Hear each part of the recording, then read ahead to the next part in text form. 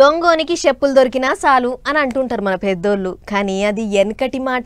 ఇప్పుడున్న దొంగోళ్ళు అప్డేట్ అయ్యిర్రు. కొడితే కుంభస్థలం కొట్టాలి, కొడితే కోట్లలో కొట్టాలి అన్నట్టే తయారైనరు. చిన్న చిన్న ఇండ్లకు చిల్లర పైసలకు కాదు, ఏకంగా కోట్లకు కోట్లు ఇల్వగల సొమ్ములు దొరికేటి బంగారం కోట్లకే సూటి పెడుతుర్రు. అవు కావాలంటే గివార్త చూడరు మీరే. మూతులకు మాస్కులు, నెత్తులకు టోపులు, భుజాలకు బ్యాగులు, చేతుల తుపాకులు. ముందుగాల ముగ్గురు వచ్చి లోపలికి, ఆళ్ళెనకంగా ఇంకొకడు. ఒత్తుడుతోనే తుపాకులు తీసి తలకాయకు పెట్టి లోపలికి నూక్కపోతుడు లాకర్ల తాళాలు ఇయ్యమని. అగో ఇంకోడు భుజానికి బ్యాగ్ వేసుకుని ఆగమాగంగా వచ్చిండు.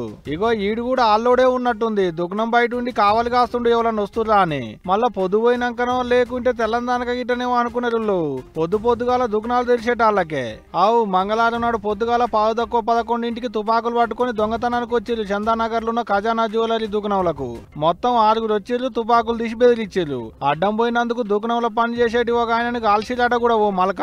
ప్రతి ఒక్కరు మాస్క్ పెట్టుకుని వచ్చారు. చిన్న మాస్క్ ఇక్కడ వరకు ఉంటది కదా, మాస్క్ పెట్టారు. డబల్ షర్ట్స్ ఉన్నాయి, ప్రతి ఒక్కరికి షూస్ ఉన్నాయి, చిన్న పిస్టల్ ఉంది ప్రతి ఒక్కరి దగ్గర. 6 to 7 మెంబర్స్ ఉన్నారు. ఒకరినే కాల్చారు, తొడపైన కాల్చారు. దుకాణం తెరిచేటాళ్ళకైతే పొద్దుగాల ఎవరుండరు, దొరికిన కాడికి అందుకొని అవతల పడవచ్చు అనుకున్నట్టున్నారు. 6 వచ్చిర్రు, 5 నిమిషాలలో ఆగం బయటిచ్చిర్రు. బంగారం సొమ్ములేం దొరకకపోయేటాలకు ఎండి సొమ్ములను ఎత్తుకొని పోయేలాట.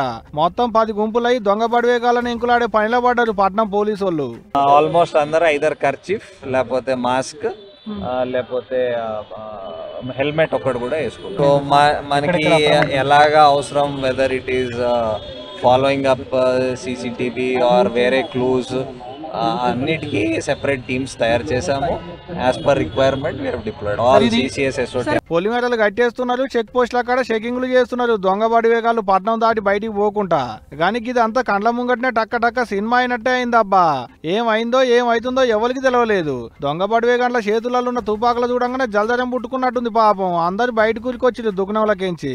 ఎవరికైనా భయమే కదా, పానాలు పోతాయంటే ఎవరికి భయం ఉండదు. మరి చూడాలి ఇక ఎప్పుడు పట్టుకుంటారో అనేది. కానీ దరిద్రం బాగలేక దొరికినా అంటే తాతలకు తలవాళ్ళు గట్టిగా పోస్తారు కావచ్చు. బాగుంటుంది మన పోలీసు వాళ్ళు ఊకుంటారు గిసొంటి పని చేస్తే.